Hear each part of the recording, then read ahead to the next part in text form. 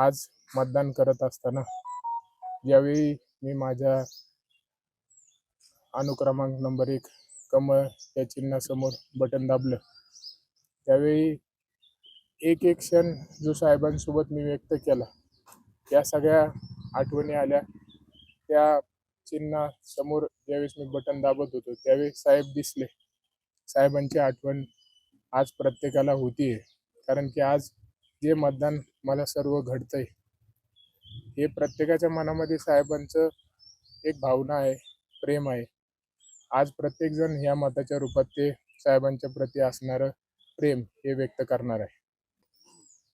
आज आता मी माझं तसं दुर्भाग्य समजतो की मी उमेदवार आहे, पण माझ्यासोबत माझे वडील नाहीत.